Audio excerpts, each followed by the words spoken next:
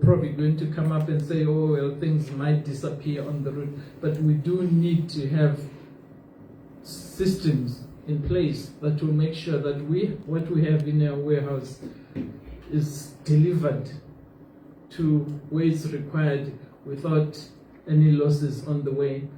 We need financial sustainability. Natpharm's main shareholder is Ministry of Health. And most of our patients that are looked after by Ministry of Health are in the public sector. And I'm sure you all agree that most of our patients cannot afford to pay. So somebody has to help us support our patients' needs. Right now, I'm sure we've also heard stories of how medicines, how do I put it, that medicines are maybe not available. People will tell stories like, I've gone to a facility, I can't even have paracetamol there. And for me, paracetamol is not an essential medicine. We have this classification way which we refer to the vital, essential, and necessary. Vital are the medicines that really should be available all the time in the facilities because it's a matter of life and death. So if somebody goes to a clinic and says, oh, they didn't have any medicine, they didn't have paracetamol. Paracetamol is not really an essential medicine, but they have an antibiotic. And those are the stories that we want to hear being told. What medicines do they have that really make a difference in terms of life and death? So some of the examples that get put in the media don't really help us to understand what's happening on the ground. We've mentioned the issue of the need for digital transformation, the strengthening of our inventory management system so that we can make sure that we kind of delivering medicines where they are actually needed, and the specific medicines, like for instance, the medicines that Pararenyatwa as a central hospital will need are different from what maybe a primary health care, I always use the example of, let's say, Zarabane because it's quite far away, needs. So we need to be able to make sure we can, when we say medicines are available, they're available for the appropriate level. We also need to think about our workforce.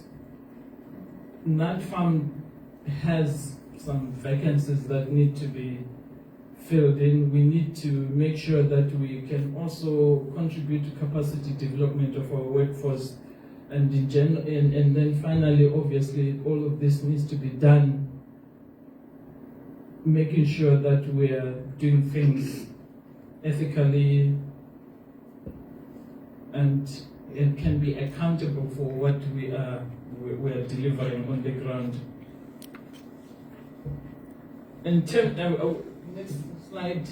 We've mentioned the fact that right now it's only about 15% of medicines that are manufactured locally, and most of our medicines we have to buy, but we are hoping that by 2030 maybe we'll be at 40% manufacturing capacity.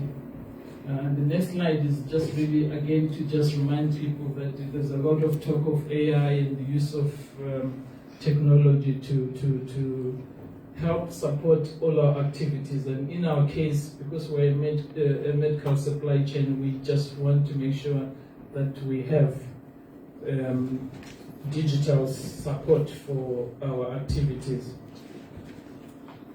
The next slide. Again, I think we've mentioned some of this. I think I'll probably just skip that and go to the next slide. The financial outlook, we are all aware that, and I think it came up in maybe in the meeting that you had with the Permanent Secretary of Health, the fact that Natpharm was said to be in dire straits. Our main shareholder is our main data. Next slide. Anyway, we have a lot of partners, and again, I think we just need to be very clear that Natpharm, yes, procures medicines from the government of Zimbabwe. We get funding for that through our Ministry of Health. We have a lot of support, or we've had a lot of support from donors, so the health development partners, and we are all aware that that is now getting less and less. So there's obviously need for us as a country to make sure that most of the finances to procure medicines for our people is coming from us. I mean, we try and support the private sector, but most of our activities are to do with the public sector. And then finally, I think this is it. We are hoping that by 2030, as we put in various strategies to resource mobilize for Natpharm, that we will get to a point where we are financially sustainable. And we are hoping by then we'll be using a lot of computerization, so that some of the challenges that you just had about expiries, at least we'll be able to work out when these issues are arising as we go forward. Thank you very much.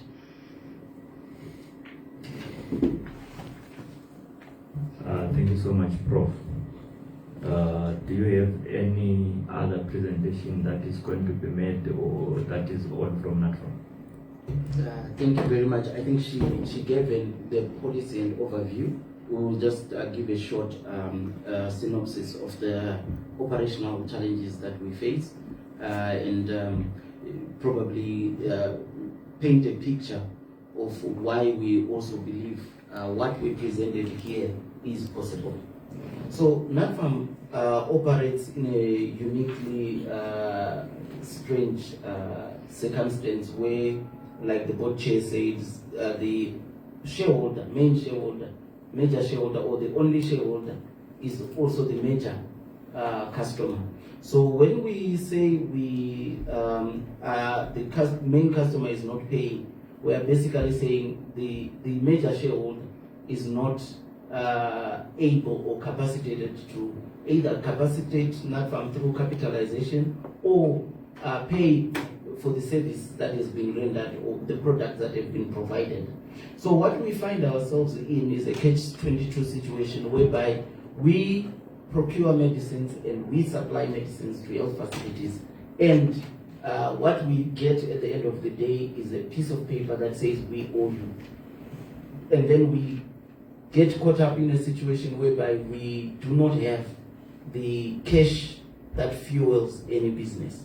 So when Natpharm was commercialized, the idea was to remove dependence from central government. However, that did not remove the responsibility of central government providing the resources to the facilities to be able to pay for the goods that they would have received from Natpharm. So you realize that Natpharm is owed almost 20 million by Ministry of Health, and to ensure that all services are done at Natpharm, we require money. There are two ways we can get money: either we get paid or we borrow. Now, for one to borrow as an institution that belongs to government, you need to have borrowing powers, and the borrowing powers, you again have to approach the same person who's supposed to pay you your debt to give you borrowing powers. And the grounds for borrowing powers is that you are going to pay me back, to pay me for the service that I'll give you, and then I'll pay back the debt. But the person is realizing that I'm failing to pay them. If I ask them to go and get a debt, how are they going to service the debt? That's the question that the Minister of Finance has posed to us. How are you going to pay back the money that you are asking to borrow? Which basically means they're saying you are in a catch-22 situation.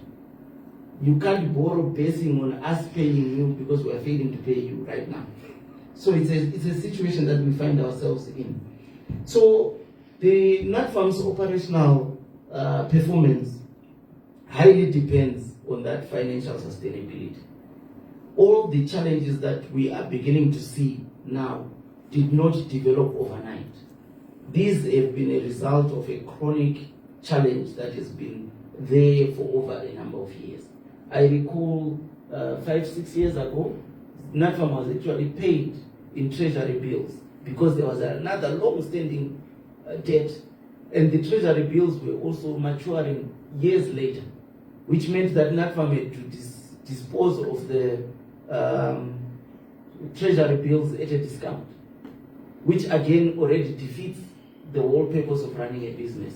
So we are back again to that cycle where the shareholder owes the child, and the child is almost crippled, but not yet very crippled, but almost. So as we look at the challenges that Natpharm faces, the main issue, or the main result, that the main intervention that will give us the ability to address the challenges that we are facing is payment of the debt, or alternatively recapitalization. And one other thing that we just wanted to talk about is the cascade effects of these issues. So you realize that some of the audits that we've gone through have indicated that our infrastructure is very poor. It's also because of lack of basic maintenance, because if you don't have money to pay for general maintenance, you will continuously defer maintenance issues, and we all know that prevention is better than cure. But now what we need is curing, and the cost of treatment is high because we've allowed certain things to proceed. And then you also saw that our distribution, we were at 62%. We will definitely experience distribution and supply chain disruptions if you do not finance the system. So we've had several audits that have actually pointed this out. And in some instances, we do have the products at Natpharm, but we delay delivering them to facilities because the money for fuel will not be there. So these are some of the challenges that we face.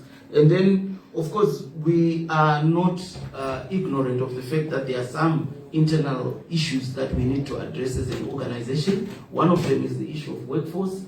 We have had significant attrition of skilled personnel from Natpharm, and we continue to try and attract the best we can get on the market, but the remuneration that we offer as an entity is not attractive enough. Right now what we are doing, we are selling a dream, believing that the dream will become a reality and people will be able to see, to reap the benefits of the success that we are promising. But we believe that the skills that we have, the skills that we can attract, and the strategies that we've put in place, all they require is financing and funding that will allow us to be able to kickstart the strategies that we've put in place and ensure that we are able to realize the dream of being one of the best in the region, if not in the continent. So in a nutshell, our challenge really is a structural challenge of a mismatch between revenue and cash, where we look good on paper in terms of our accounts, because what we are owed, if we are paid, we are able to settle what we owe. But the biggest problem is what we are owed, we have no guarantee that we will get the money tomorrow. We have no guarantee that we will get the money this year. Because I can tell you, last year we received almost 6 million, I think, from government and institutions against issuance of almost 31 million. What we distributed to health facilities, but we were only paid 6 million. And if you look at 6 million and you look at fuel, the budget for fuel alone to take us through the year of delivering to every health institution once a quarter is almost 860 million. Sorry, it's 860,000 US dollars. So if you just remove that from the 6 million and you remove the human resources, you remove the statutory obligations, you are left with nothing. You can't even maintain, you can't capacitate your staff to do necessary trainings to ensure that we address the shortcomings that we find in the system. So we implore the Parliamentary Portfolio Committee to help us address the chronic funding issues that we find ourselves in, and ensure that we get the oil that we require to remove the rust at Natpharm and and at least bring traction and motion in the system. We have had several interactions with the Ministry of Health, and from what we see, they do the best they can, but the flow of the money is not coming to the table.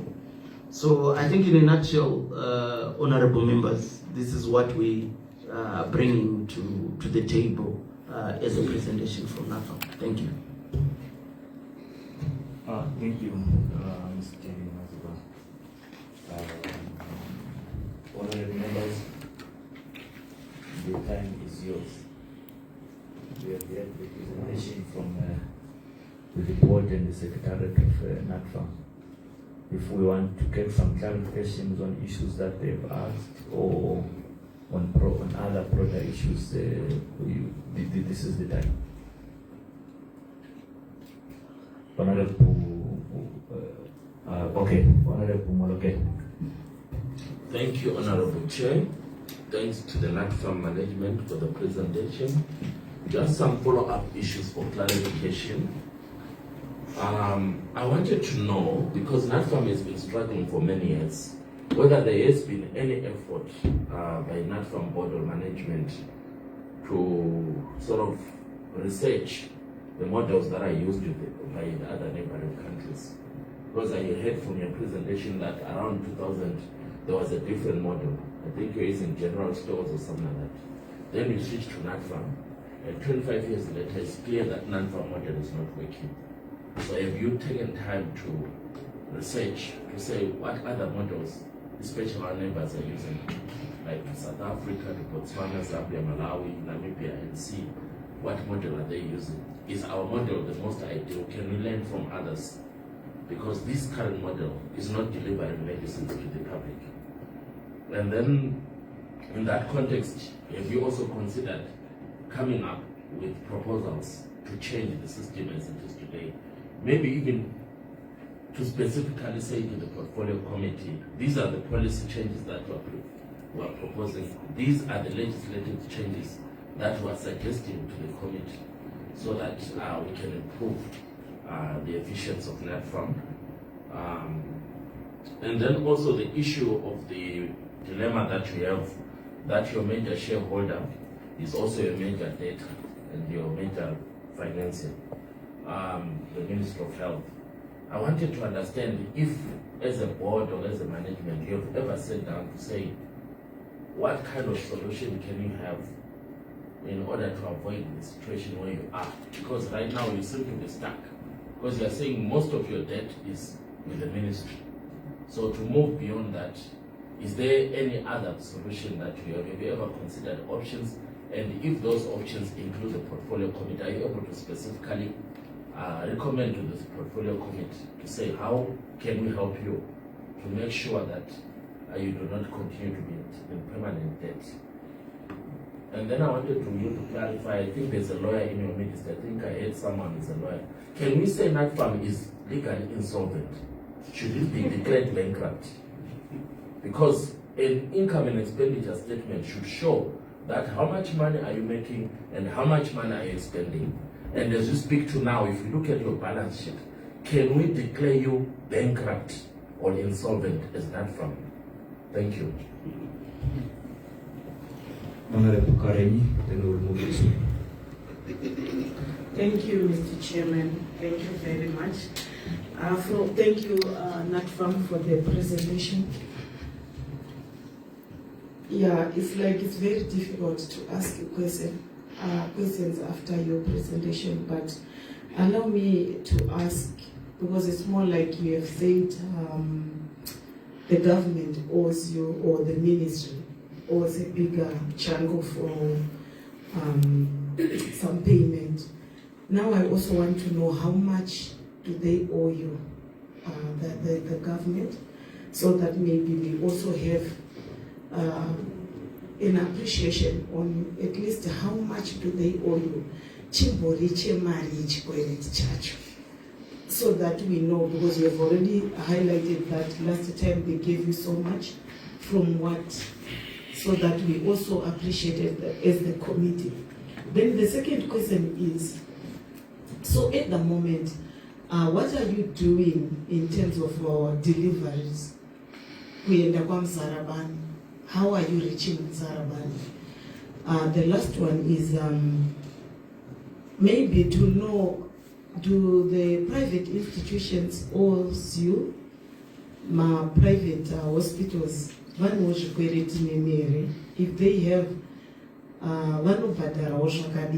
then the last one maybe is on the issue of what the presenter said on the issue of that paracetamol is not an essential drug.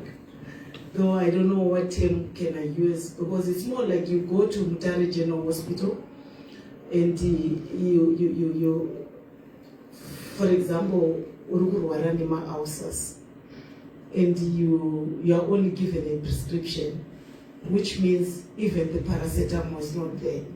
I think this is the reason why you hear some of the people or some members of parliament or any other people from our constituencies vachizoti ndaenda paMutare General Hospital ndatadza kupiwa chero paracetamol, but on your side you maybe munenge muri kuti antibiotic ndo very very important at that moment, but sometimes that paracetamol is not even there, which means the antibiotic, we can't even go to antibiotic. The antibiotic is not even there. So I think that challenge is there, and I would also want that explanation to say when I get to Nyanya's hospital, ndikashare risiri essential racho. What more about that one which is essential? I thank you. Thank you very much. Thank you very much, Chair, for giving us that information. Mr. Chairman, next time, don't give first preference to Honorable Mokele. You will take most of our presence. Yes, anyway. Right to be number one, number two to be number three, any number. Yeah. Anyway, thank you very much. I have 3 questions. I think Honorable Advocate Morokele just asked most of the questions. I was looking at vacancies and that was answered. I was looking at the chairperson said the main shareholder is the main debtor. I wanted that to be explained here so that as a committee, how best can we assist them? Because this 2000 is not very far away. It's a new baby that is on the block.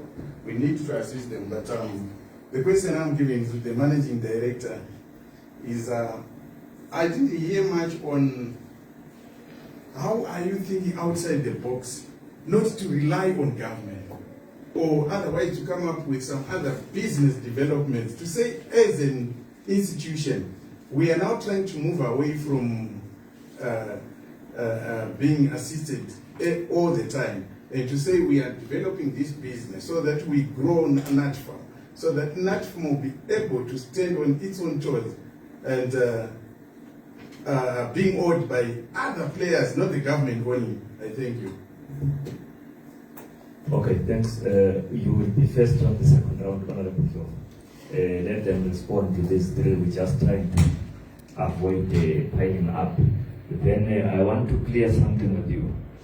When you were taking oath, she didn't take oath. Will she respond to the question that Honorable Molokele asked, or someone else will? I think the finance manager is able to respond to that, because it's about balance sheet more than anything.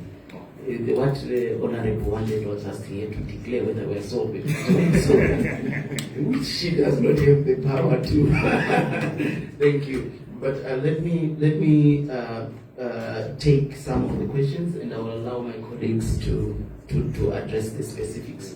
So because the presentation was not very clear in terms of what are we going to be presenting on, so we tried to compress things, but we do have a number of issues that we can expound on. So the first one is to say, you know, as you look at the definition of commercialization, you ask yourself, what does it entail?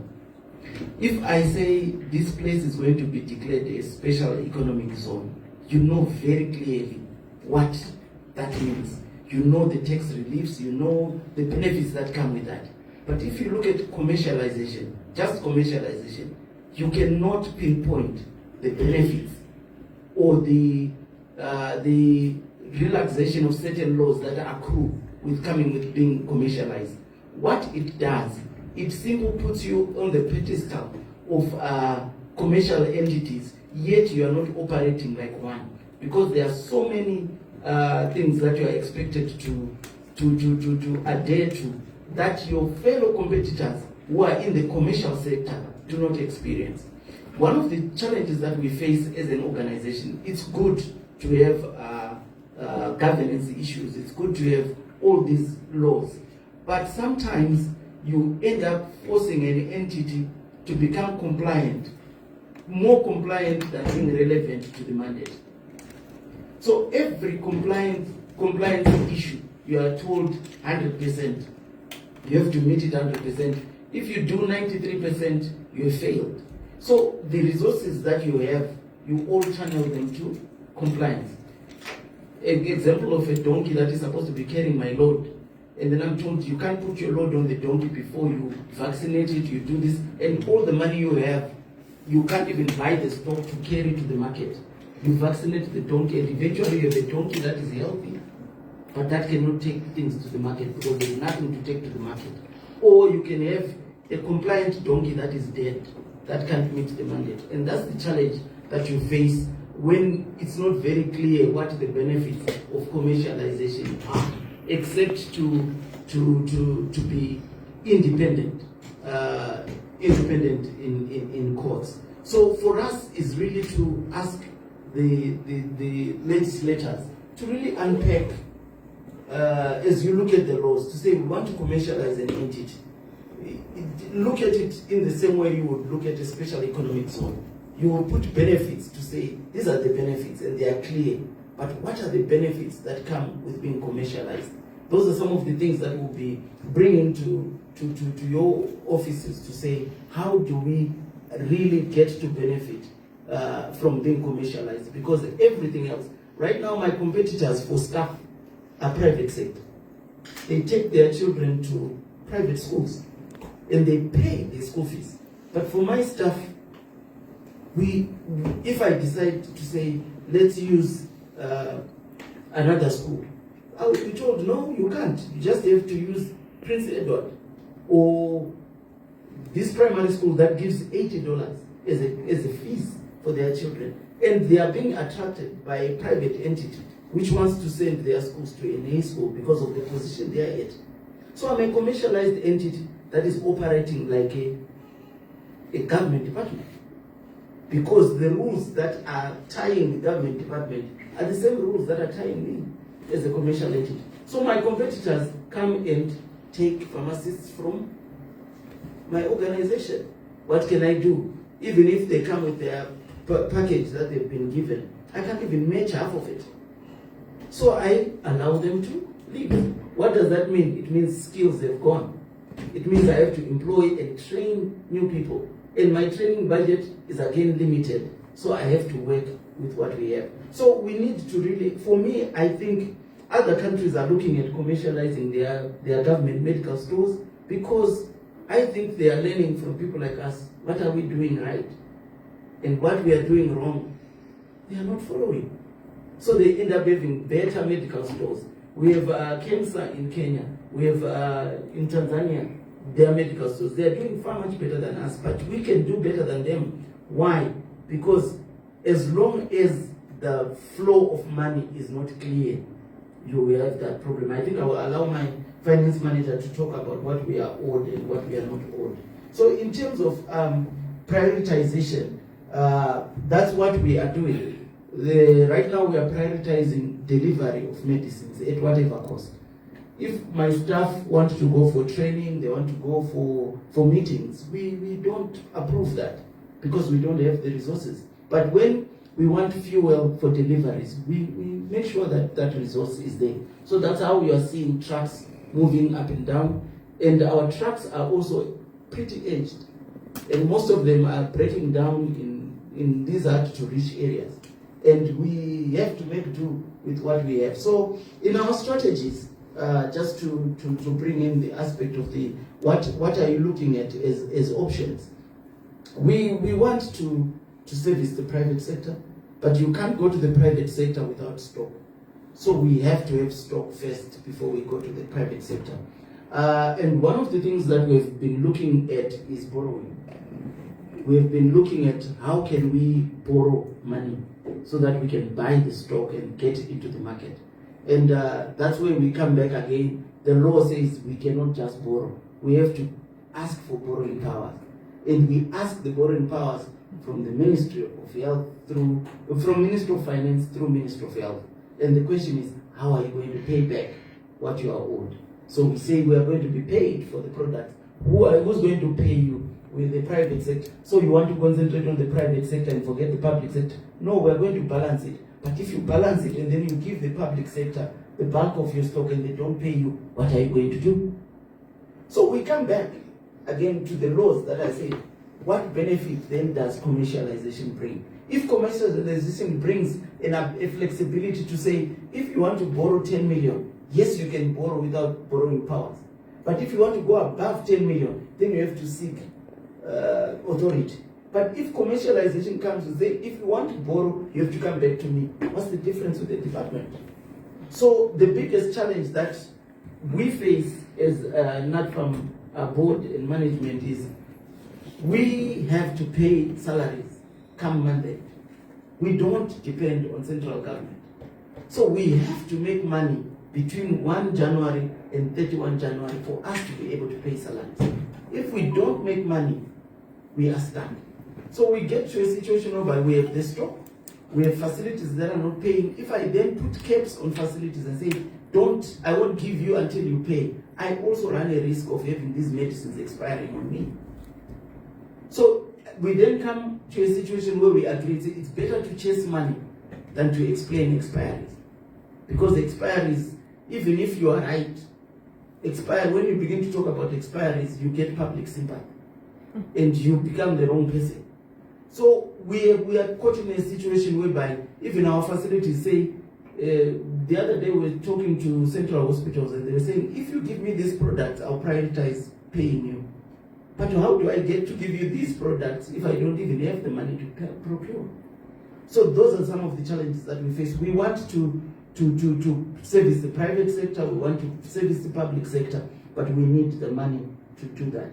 And then on business options, we also are looking at various options. Right now we have floated an expression of interest that attempts to bring in consignment stock to Natpharm. Consignment stock, what it basically means is that we are able to have stock that we can sell to our clients, but we don't own that stock. The stock is still owned by the person who gave us the stock. So if a manufacturer gives us stock, we don't pay them upfront. We only pay them for what we've sold. The issue is we've shared risks, as it were. We share the risk in that if anything happens to the product while it's in our custody, it's our responsibility. But if the product expires, it's not entirely our responsibility. We also have a responsibility in that we requested for the stock and we're given the assurance that it will move. But if it doesn't move for one reason or another, we then are able to retain it.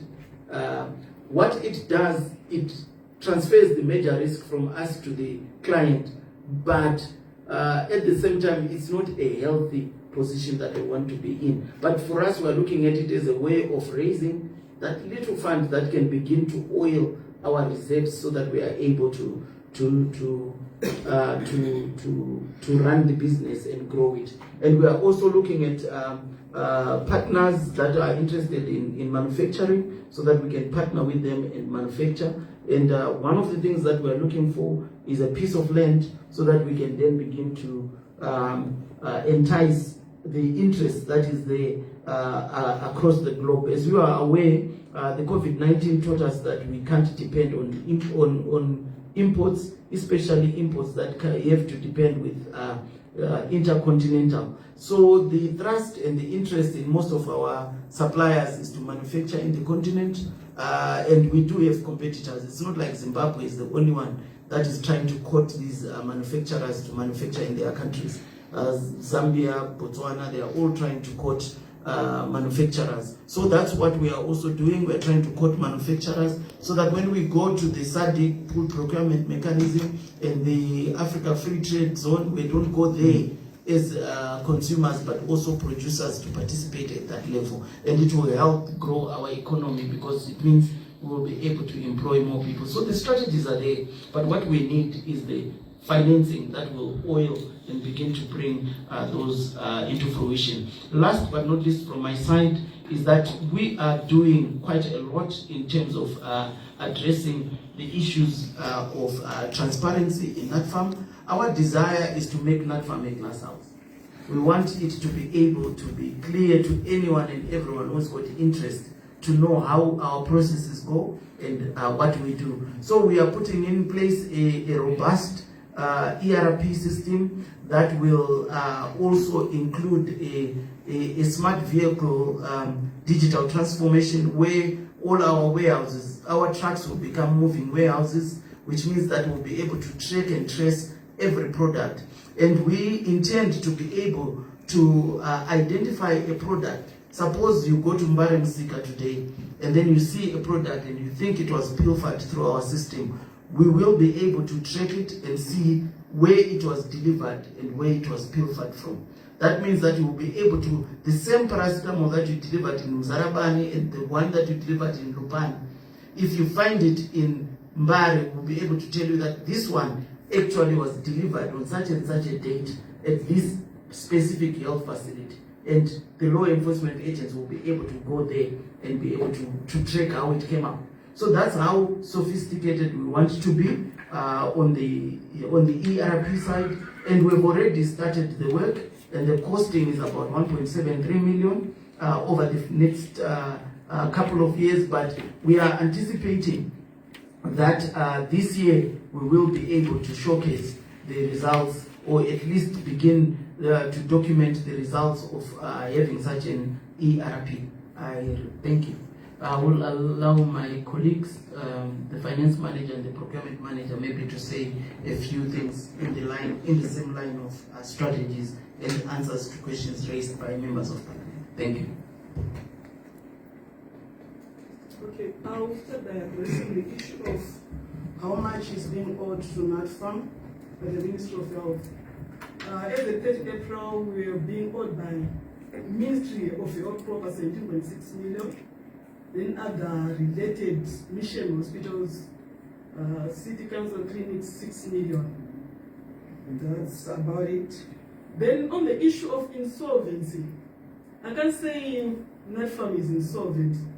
Our balance sheet is very strong, despite the fact that we are being owed so much by the Ministry of Health. If you say Natpharm is insolvent, then we are saying the government is insolvent. That's the basis why our accounts are not qualified, on the basis that it's not a going concern. There's that assumption that the government can always bail us out if the West comes to the West. So that's as far as I can comment. Natpharm is not insolvent. We only need to liquidate the debt. We've got the assets. A 75 million of balance sheet in assets is a strong company. We just need to rearrange our balance sheet somehow. Like we're saying, what strategies are there to liquidate the debt? That's my comment. I think those are the two issues that I needed to address. Thank you, MD. Thank you, honorable members. I think I'll just add one or two in terms of the strategy was strengthened on top of what the MD had said. The MD spoke about food procurement. What we are doing is that we are trying to look at options. What can we do better? Who else can we supply so that at least we are able to get the cash that we don't have now? So apart from looking at the private sector that we have in Zimbabwe, we are also looking out there. We have Botswana, we have Mozambique, which we are trying to engage. So that if we are able to get another market, we'll be able to supply, get paid, and be able to maybe assist in terms of some of the challenges that we have. So what we hope to do is that once consignment stock comes through, we'll be able to use the same stock. We have not used any capital in terms of this consignment stock. We can use it, leverage on it, supply Botswana, supply Mozambique, get paid, pay the person that is supplying the consignment stock, then we remain with something until probably government gets to a position where it can then offset whatever that it owes us. So that is one of the options that we are mainly focused on. I think in terms of manufacturing, the MD has already alluded to that. Thank you. Honorable members, do you have some who still want to ask questions of charity? Honorable Pushovu, ready? I can see Honorable Pushovu will be next. Thank you, Chairman. All of the questions have been taken by the first questionnaires and all answered. I thank you, Natpharm. But Mr. Chairman, may you please allow me to ask a question which is not from their presentation? You are allowed. Thank you, Chairman. I would like to know the gender composition of the new elected board, Natpharm. I thank you. Wait, Prof. Let's get Honorable Pushovu. Thank you very much, Chair. Yeah, my questions mazhinji aenda, but I think my challenges ataurwa. Andina kubata amwe andinosombonzwa kungoona Natpharm generally. Mufunga babata zvizhinji zvingaida kuti bvunzei. Asi pane nyaya imwe which remains yekuti pama challenges pawo, if you research kana zvichingonyorwa generally, which they didn't say ivo, ndoda kubvunzisa kuti makambo accused ne corruption. Kune corruption in terms of procurement, nenonzi bid rigging. Is that true? Zvichiko here kuti zvanga zviriko zvichiko here zvakamboitika zvichiko here, or how are you managing that one? Then number 2, lack of skilled staff. Kuuza musikunyatso kudigitalize nokuti kune lack of skilled staff. Is that true? Then ndazwa muchitaura nyaya ye2030 kuti pa2030 pamwe tinenge tani 40% womanufacturing. What is it you are doing kuti muite significant kana kuti mufambirane ne2030 musati wa left behind with what is there? What strategies are you doing zvinoita kuti tifunge kuti 2030 tinenge tiri this zvakanaka? Thank you. Thanks. Let me add one or two questions. The first one is on the issue of your workforce.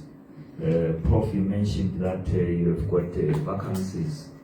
The committee would like to know what's your staff establishment? How many members of staff do you expect to have, and what's your vacancy rate at the present moment? To say we are at 15% vacancy rate, we're at 12% vacancy rate, it will be very important to us. Honorable Pushovu has asked about the issue of manufacturing. It is important for us to understand what progress are you making towards reaching the targets that you have spoken about 40%, the progress that you have made. Then you also spoke about services that Natpharm offers to the private sector. What are these services that you offer as Natpharm? Then just to pick perhaps what your view would be on what best works for Natpharm's payment. Cholocho Hospital, which is a government entity, procures medicines from you. A payment is to be made. what do you prefer? That treasury sends that money to your local clinic and then it comes to you, or the money comes from treasury direct to you? You want to see from your end which one do you think would work? Because there might be interest. Then the last one, MD, you spoke about the IT systems that you think you could introduce, or you are planning to introduce, to deal with the issues of leakage of medicines to the black market, which is a very critical matter to Zimbabweans out there. The leakage of medicines, the accusations would be that medicines that are ordinarily supposed to be available in public institutions, we do not get them, but they were diverted somewhere between the Natpharm depot and the end user. It's not clear where they. So it is important that you mentioned the issue of IT systems. My question is, how are you working with other government entities that are dealing with issues of technology in the health sector, so that we are not working in silos? We get into some spaces, you find this government department is planning or is moving towards bringing this technology. You move to the other government department, you discover that they are also planning on something similar but slightly different. And then you ask yourself if these resources and this expertise were pulled together, because the end goal is the same. How fast will we get to our end as a system? Ordinarily, what is referred to as the one of government approach. Thank you. I think what you will respond to. I'll respond to the easiest one, which is to do with gender.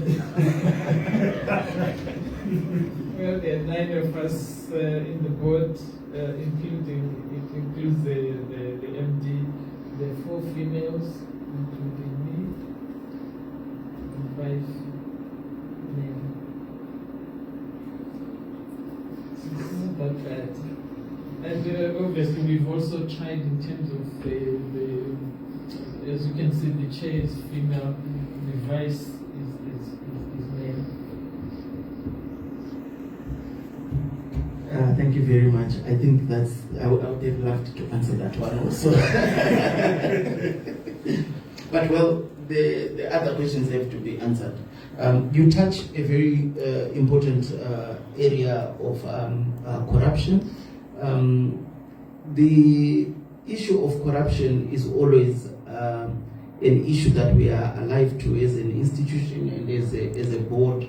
We are putting in place mechanisms to ensure that we proof our system from all that. That's why I said our desire is to make Natpharm a glass house. So if it's a glass house, you are very clear on how we do our procurement, you are very clear how we do our ordering, our distribution, and so forth. So the issue of perception is there. It's real. Corruption could be one. But when you get into the system and you begin to look at it, the mechanisms that are there are quite strong. We do all our procurements on the government EGP, which basically means that every procurement that we do also undergoes scrutiny from the regulatory authority, which includes the SPOC, which is a mechanism again that tries to address the issues of corruption. We also do get audits. I believe Natpharm is one of the most audited institutions in Zimbabwe. In 2025, we had 13 different audits. And so far, we've had, this year we've had our annual audit done and completed, external audit, led by the Auditor General. We've had 2 Global Fund audits so far, just this year. And we also have had ZAC visiting us for compliance. So in terms of audits, we are, I think we we have been audited, and unfortunately, the audits bring out the things that we already know, the challenges that we already know. MCAZ has also visited us, inspected us, and brought us issues to do with infrastructure, the issues that we know because of the challenges that we have financially, these challenges that you end up seeing. But bid rigging, again, we are only able to see the outcome of a bid at the time that the system, the e-government system gives us the chance, and we do it in the presence of the bidders or their representatives. So in terms of bid rigging, you will always realize it in the health sector in particular, because health is a social industry, I'll put it that way. The margins in the industry are very slim. You will never get a product that is fetching anything above 50% in terms of markup. So the differences that do happen in the industry are 2 cents, 5 cents. And when people hear they've been excluded because they lost by 2 cents, they think there was collusion. But that's the industry. The industry, very tight margins. And the difference that can make a bid win or lose can be as small as 1 cent or even 2 cents.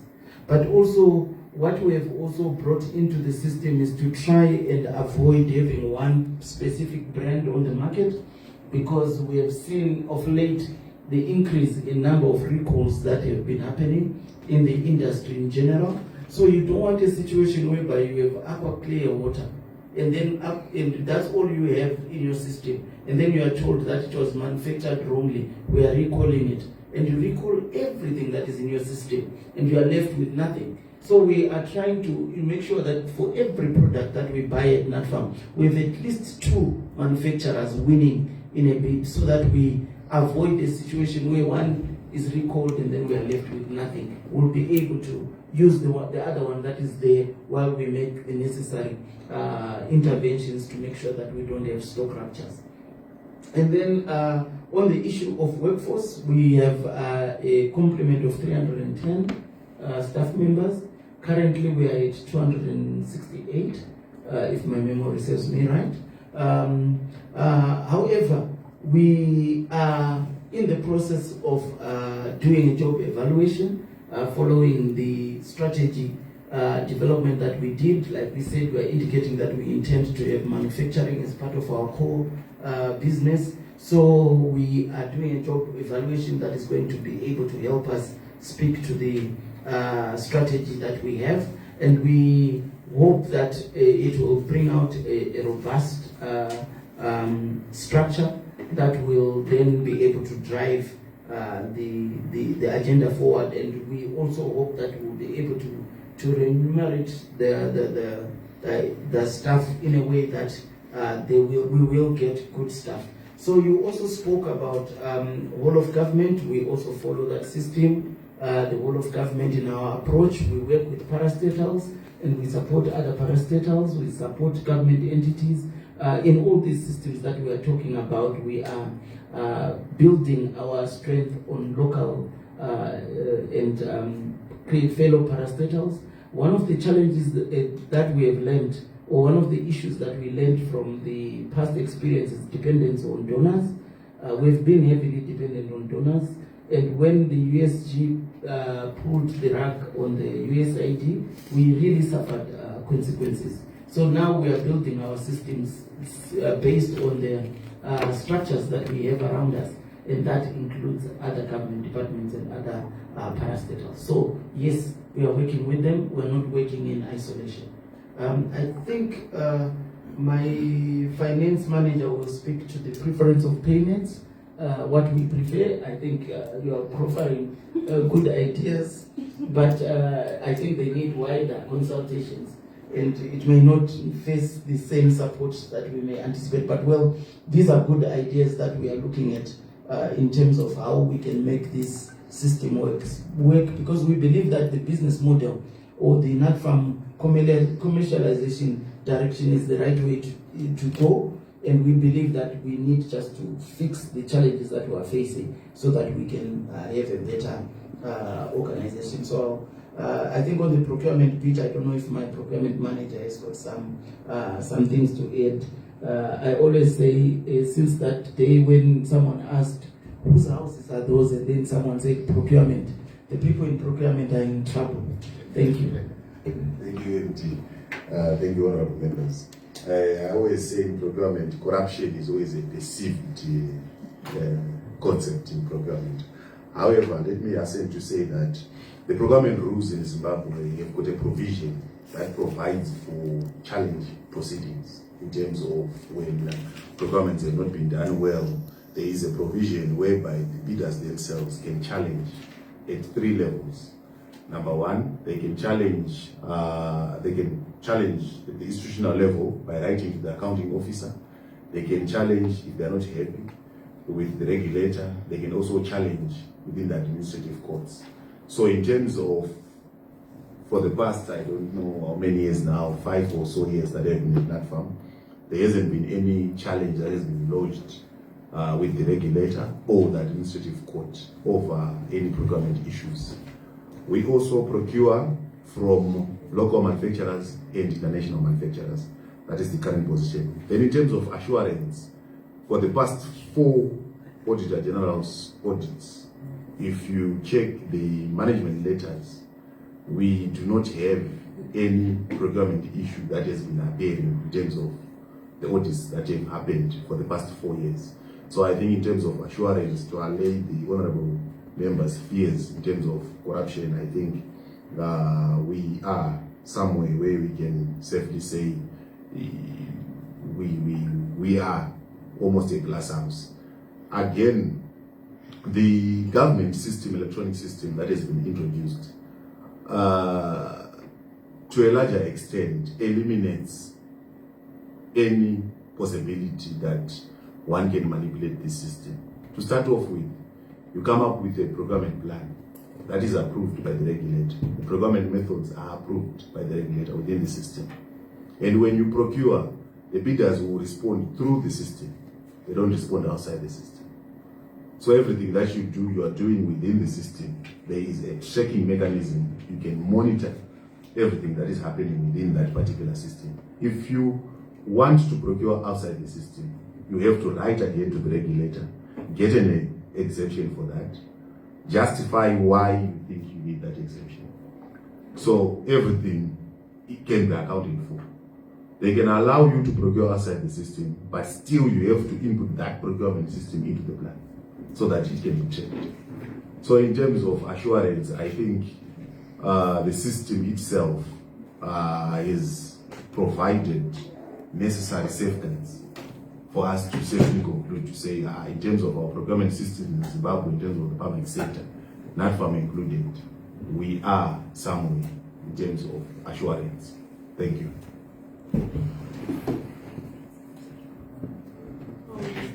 I'll respond to the payment method preference. As Natpharm would prefer that would be paid at head office. Why? When these funds go to institutions, they make their prioritizations and they pay what they want to pay for. Unlike when it is paid at head office, what has been allocated for medicines will be directly paid to us. So what we would prefer is for us to do confirmations with institutions and send those confirmations to head office for payment. On the other hand, in 2017, if I remember well, there used to be that health levy fund where Ministry of Health would advance us and would acquit. That would work very well for us if it's possible. I'm not sure the health strategy that they're coming up with. That's a perfect system. It removes all blockages in the systems. We have the money, we deliver, we just acquit. At the end of the year, we say we're left with this much, we need a top up. So those two systems would work for us if we had the choice.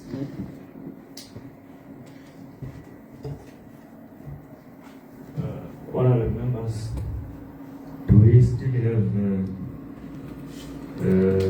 more questions?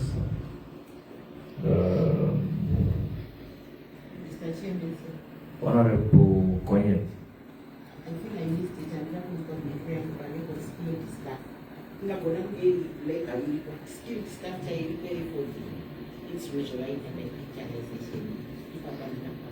Thank you.